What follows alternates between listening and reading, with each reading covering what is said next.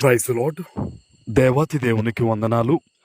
ప్రభు నామమున మీ అందరికీ నా ప్రత్యేకమైన వందనాలు, శుభాలు తెలియచేస్తున్నాను. ఈ దినము కొరకు ఏర్పాటు చేయబడిన దేవుని వాగ్దానము మలాకీ గ్రంథము 3వ అధ్యాయము 10వ వచనము.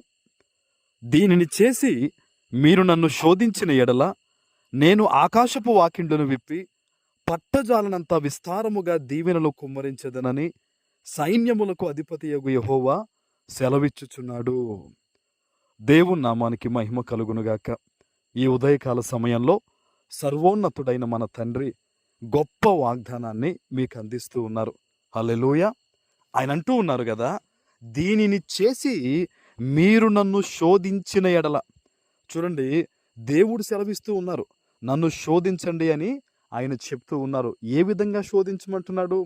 నీ జీవితంలో ఏదైతే నా జీవితంలో ఇది జరగలేదు ప్రభువా, నేను ఇంకా పొందుకోలేదు ప్రభువా, నేను ఇంకా దాన్ని సొంతం చేసుకోలేదు ప్రభువా, ఇది విడుదల కలగలేదు ప్రభువా అని నువ్వు ఏదైతే దేవుని సన్నిధిలో ప్రార్థిస్తూ ఉన్నావో దేవుడు చెప్తూ ఉన్నారు, నువ్వు ప్రార్థించి నన్ను శోధించు, నా చిత్తానుసారంగా జీవించి నన్ను శోధించు, నా మందిరములో ఆహారం ఉండునట్లు నువ్వు 10వ భాగాన్ని తీసుకొచ్చి నన్ను శోధించు, ఉపవాసం ఉండి నన్ను శోధించు అని దేవుడు సెలవిస్తూ ఉన్నారు.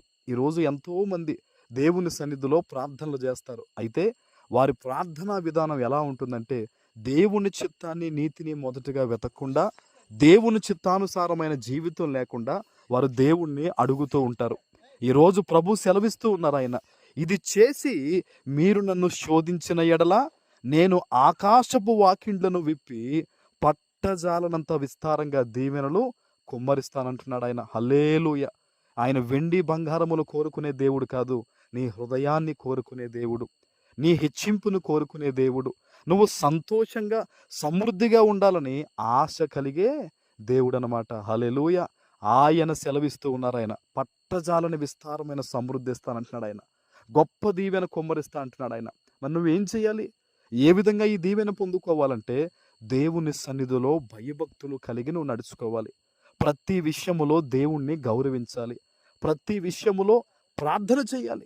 చాలామంది ప్రార్థన చేయకుండా, దేవుని మీద గౌరవం లేకుండా, భయభక్తులు కలిగిన జీవితము లేకుండా దేవుని సన్నిధిలో కన్నీరు విడుస్తూ ఉంటారు. ప్రియ దేవుని బిడ్డలారా, ఈరోజు ప్రభువు చెప్తున్నాడు, ఆయన నిన్ను దీవించడానికి సిద్ధంగా ఉన్నారు. ఆయన విస్తారమైన దీవెనలు కుమ్మరించడానికి ఆయన సిద్ధంగా ఉన్నారు. మరి భయభక్తులు కలిగి ఆయన నీతిని మొదటిగా వెతికి ప్రార్థన చేయడానికి ఈరోజు నువ్వు సిద్ధంగా ఉన్నావా?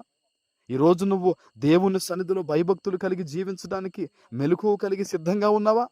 సిద్ధం కలిగినట్టయితే గనక ప్రార్థన చేయి. ఆయన ఒకటే చెప్తున్నారు, ఆయన సైన్యములకు అధిపతియగు యెహోవా సెలవిస్తున్నారట. ఈరోజు ఈ వాగ్దానం ఇచ్చేది ఒక మనుష్యుడు కాదు నీకు ఇచ్చేది. ఈరోజు నిన్ను దీవిస్తానని చెప్పింది ఒక చలనం లేని ఒక రాయో ఒక రప్పో కాదు, సజీవుడైన దేవుడు. ఆయన ఎవరంటండి?